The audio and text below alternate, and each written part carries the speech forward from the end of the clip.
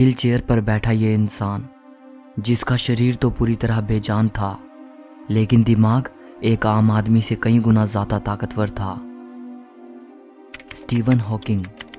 जब वो महज 21 साल के थे, तब डॉक्टर्स ने पाया कि उनको एक लाइलाज बीमारी है। डॉक्टर्स ने कहा कि स्टीवन ज़्यादा से ज़्यादा 2 साल तक जिंदा रहेंगे, लेकिन अपनी दृढ़ इच्छा शक्ति से उन्होंने डॉक्टर्स की भविष्यवाणी को झूठ साबित कर दिया। इस वीडियो को आखिर तक ज़रूर देखना। आप इस महान वैज्ञानिक के बारे में 21 ऐसी बातें जानोगे जो वाकई आपको हैरान कर देंगी। नंबर 21। एक इंटरव्यू में स्टीवन हॉकिंग से पूछा गया कि उनकी नज़र में संसार का सबसे दिलचस्प रहस्य क्या है। स्टीवन हॉकिंग ने जवाब दिया, औरतें। उन्होंने हंसते हुए कहा कि उनके लिए औरतें एक अबूझ पहेली हैं। नंबर 20। स्टीवन हॉकिंग के जन्म और मृत्यु से एक बड़ा संयोग जुड़ा हुआ है। जिस दिन ग्रेट साइंटिस्ट गैलीलियो गैलीली की मृत्यु हुई थी, उससे पूरे 300 साल बाद 8 जनवरी 1942 को स्टीवन हॉकिंग का जन्म हुआ था और दुनिया के सबसे महान साइंटिस्ट एल्बर्ट आइंस्टाइन के बर्थडे वाले दिन स्टीवन की मृत्यु हुई। गजब की बात यह है कि ये तीनों ही अपने समय के सबसे महान साइंटिस्ट रहे। नंबर 19। 2010 में दिए एक इंटरव्यू के दौरान उनसे पूछा गया कि आप अपने बच्चों को क्या सलाह देना चाहेंगे। प्रोफेसर हॉकिंग ने जवाब में कहा, मैं अपने बच्चों को यहाँ 3 अहम सलाहें देना चाहूँगा। पहली, याद रखना, हमेशा ऊपर सितारों की तरफ देखना, नीचे पैरों की तरफ नहीं। दूसरी, काम करना कभी मत छोड़ना, क्योंकि काम तुम्हें जिंदगी का अर्थ और उद्देश्य देता है और बिना काम के जिंदगी खाली है। तीसरी, अगर किस्मत से कभी तुम्हें तुम्हारा प्यार मिल जाए तो उसे कभी मत छोड़ना। नंबर 18। स्टीवन हॉकिंग एक मीडियोकर स्टूडेंट थे। सन 2010 में उन्होंने कहा था कि वो 8 साल का होने तक पढ़ना भी नहीं सीख पाए थे और ग्रेड स्कूल से लेकर उनके ऑक्सफोर्ड जाने तक वो एक लेजी स्टूडेंट थे। I wasn't the best student at all. My handwriting was bad, and I could be lazy. Number 17। एक मीडियोकर स्टूडेंट होने के बावजूद स्टीवन को उनके स्कूली दिनों में आइंस्टाइन कहा जाता था, क्योंकि उनको स्पेस टाइम यूनिवर्स के बारे में गजब की अंडरस्टैंडिंग थी। नंबर 16। एक इंटरव्यू जो ब्रिटिश न्यूज़पेपर द गार्डियन में पब्लिश हुआ था।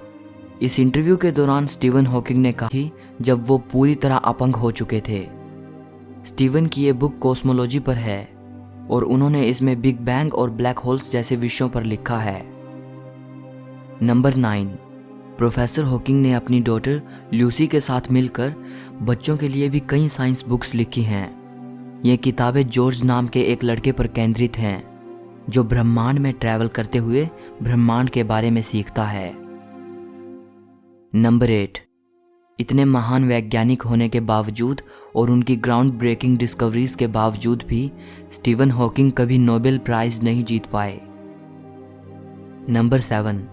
स्टीवन एक फेमस साइंटिस्ट तो थे ही, लेकिन वो बहुत से टीवी शोज जैसे स्टार ट्रेक, द सिम्पसंस और द बिग बैंग थियरी में भी नजर आ चुके हैं। नंबर 6। बीबीसी को दिए एक इंटरव्यू में प्रोफेसर स्टीवन हॉकिंग ने कहा था कि स्पेस में ट्रैवल करने की उनकी लंबे अरसे से ख्वाहिश है।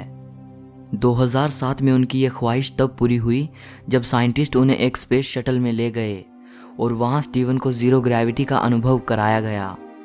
प्रोफेसर हॉकिंग करीब 4 मिनट तक वेटलेस रहे। नंबर 5। स्टीवन हॉकिंग ने दुनिया के अंत के बारे में बात करते हुए ये कहा था कि आर्टिफिशियल इंटेलिजेंस, न्यूक्लियर वार, महामारियाँ, क्लाइमेट चेंज और बढ़ती जनसंख्या, ये सभी वो कारण हैं जो दुनिया को अंत की ओर लेकर जाएंगे। प्रोफेसर हॉकिंग ने कहा था कि मुझे लगता है मानव जाति के पास खुद का अस्तित्व बचाए रखने के लिए 1000 साल हैं। जब तक कि ये पृथ्वी मनुष्य के रहने के काबिल ना बचे, तब तक हमें पृथ्वी जैसा कोई और ग्रह खोजने की ज़रूरत है। नंबर 4। 1963 में जब स्टीवन महज 21 साल के थे, तब डॉक्टर्स ने उनको बताया कि उन्हें मोटर न्यूरॉन नाम की एक भयानक लाइलाज बीमारी है। इस बीमारी में इंसान का उसकी मांसपेशियों से नियंत्रण छूटने लगता है और धीरे धीरे उसका सारा शरीर अपंग हो जाता है और उसकी मृत्यु हो जाती है। किसी इंसान में इस बीमारी के पता लगने के कुछ ही महीने या साल बाद इंसान की मृत्यु हो जाती है।